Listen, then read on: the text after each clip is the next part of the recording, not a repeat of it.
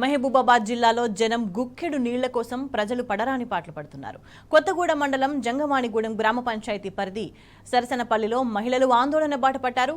నీటి కోసం ప్రతిరోజు వేకువజామునే 2 కిలోమీటర్ల దూరంలోని చిన్న కుంటకు వెళ్లాల్సి వస్తోందని ఆరోపిస్తున్నారు. ఎడ్ల బండ్లలో ట్రాక్టర్లలో నీళ్లను తెచ్చుకొని అవసరాలు తీర్చుకుంటున్నామని వాపోతున్నారు.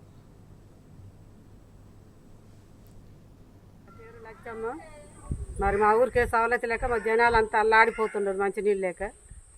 ఒక టైంకి ఒక ముద్ద అన్నం ముద్ద లేకుండా ఒక పూట పంటాం కానీ మంచినీళ్ళు అయితే మేము బండం మస్తు బాగా అవుతుంది. తాగే కాడ తరగపోసుకునే కాడ అలుకు చల్లుకునే కాడ మస్తు ఇబ్బందితో కాళ్ళు రావా చేతులు రావా దూరం నుంచి మోసుకురావాలంటే ఏం మోసుకురాగలుగుతామని ఏడుతాను, మస్తు బాధపడతాను, మస్తు దుఃఖిస్తాను. మరి నీళ్ళ సవలతి మరి ఏ ముఖ్యమంత్రి చేస్తుందో, ఏ కార్యకర్త పట్టించుకుంటలేదు, ఏ సర్పంచ్ పట్టించుకుంటలేదు, ఎవ్వరు పట్టించుకుంటలేరు మా గురించి. మరి మా సాగు మేమే సత్తే మరి ఇప్పుడు వచ్చే ఏజే ఓట్లు మరి ఎట్లా వేయాలి? ఈ ఓట్లు వేయొద్దనే మేము అనుకుంటున్నాం. ఓట్లు వేయం, మాకు కడుపు సవలైతే మాకు లేదు కాబట్టి ఈ ఓట్లు ఎందుకు వేయాలి? వాళ్ళని ఎందుకు గెలిపియాలి? మేము ఎందుకు కావాలి? నీళ్ళకి మంచి నీళ్ళకి ఏది లేకుండా ఎందుకు వెనక ఇట్లా కావాలని చెప్పి మేము అనుకుంటున్నాం. ఇదే మా ఆలోచన.